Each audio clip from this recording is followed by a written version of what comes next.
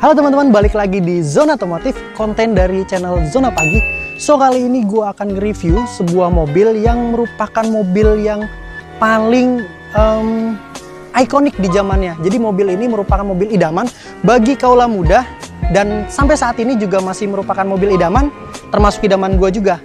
Ini adalah Honda Civic tahun 2002 generasi ke-7.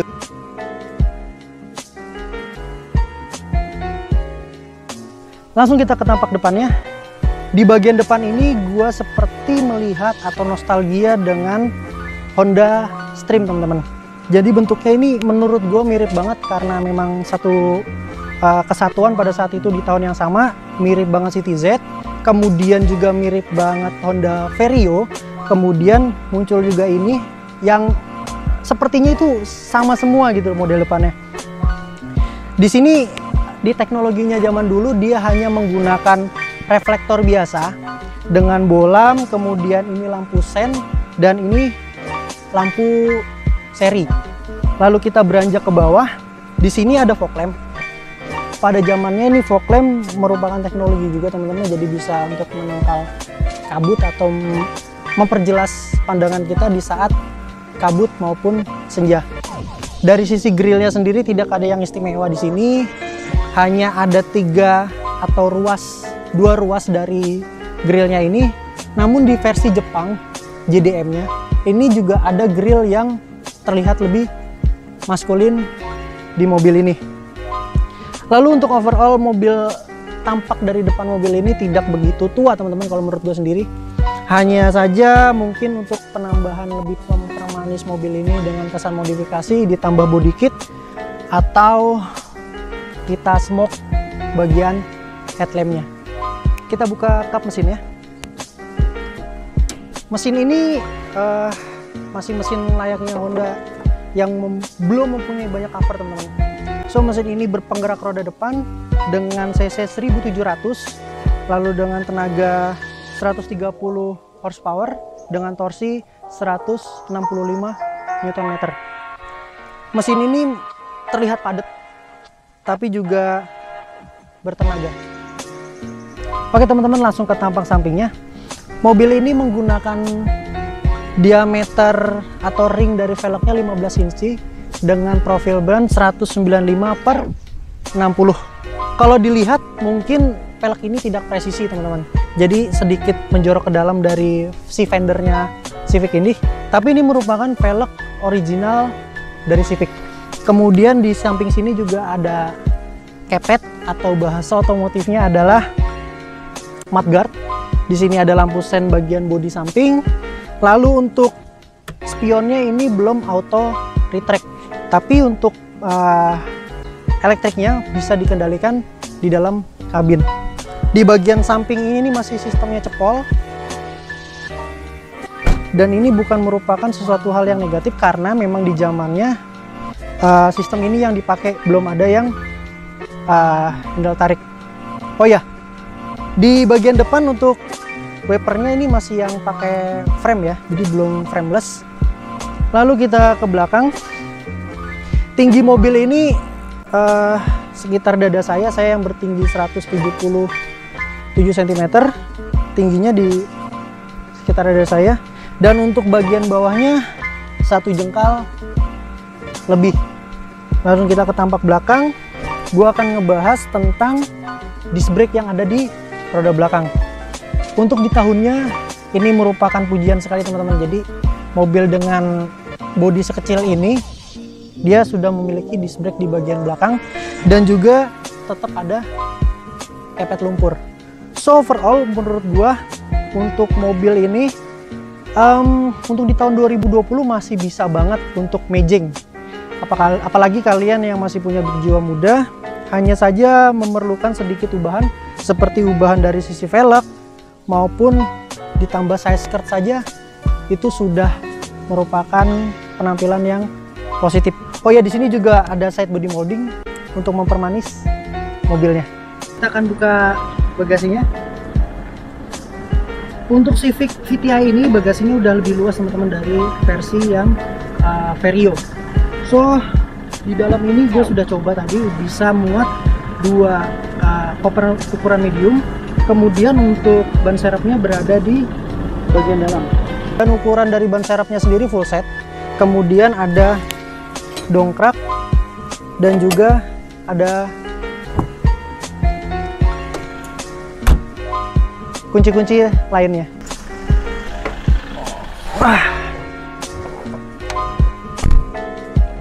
Oke teman-teman, ini adalah bagian dari sisi interior dari Civic VTI tahun 2002. Untuk kuncinya seperti ini ya. Jadi tidak ada teknologi-teknologi, hanya sekedar central lock-nya yang terpisah seperti ini dan ada tulisan Hondanya. Langsung aja kita nyalain karena di luar panas. Oke, untuk sisi keamanannya, mobil ini belum punya ABS ya. ABS aja belum punya, apalagi EBD. Bahkan untuk airbagnya pun juga nggak ada. Dari sisi penumpang depan kiri maupun sisi pengendara.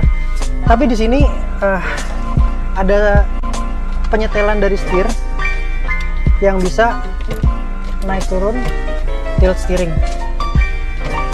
Dan juga untuk teleskopiknya memang tidak ada, cuman posisinya sudah jauh dari dashboard.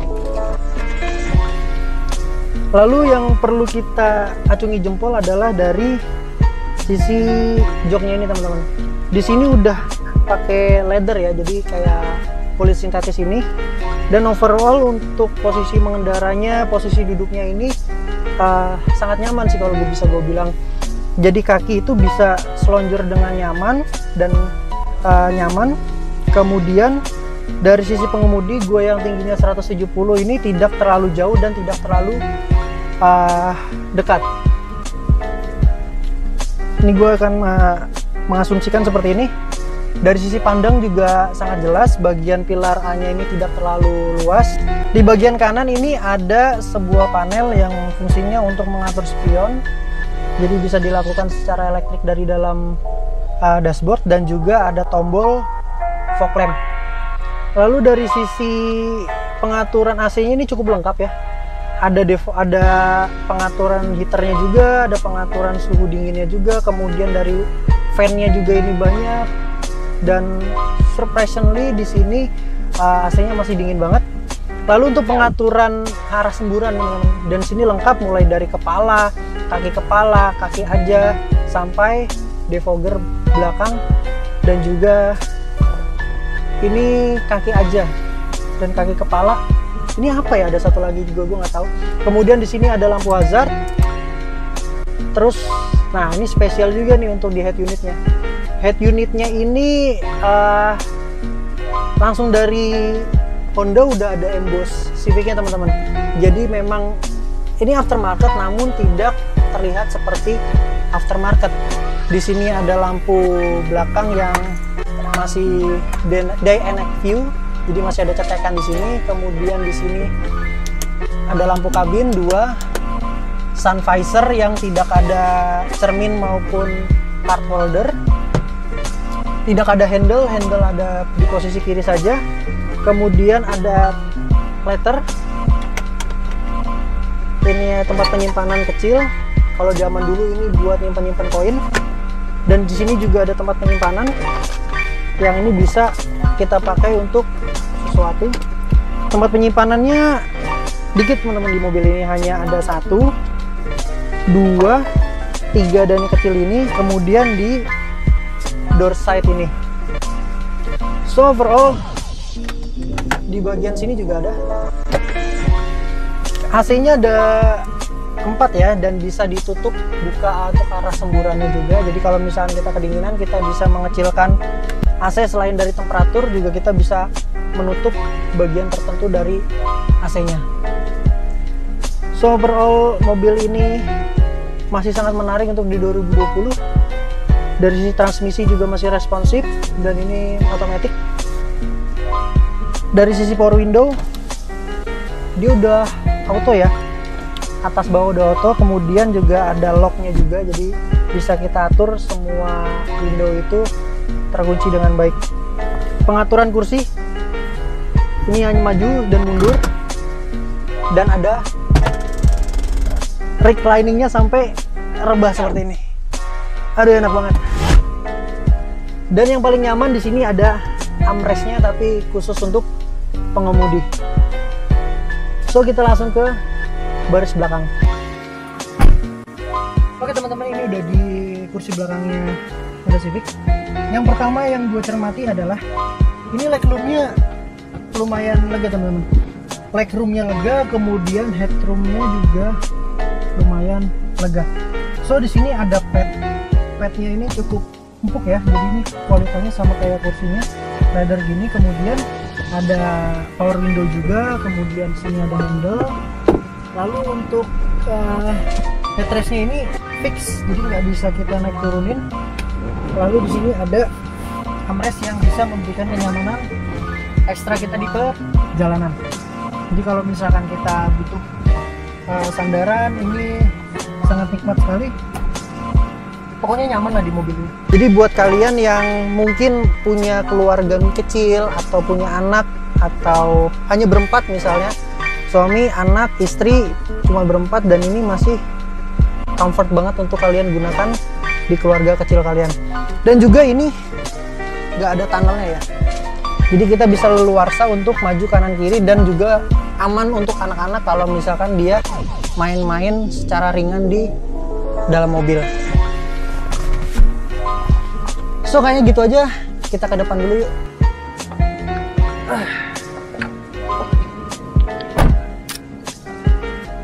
Yang terakhir, bodinya ini tebal banget dan catnya masih bagus banget untuk unit yang kita tes saat ini.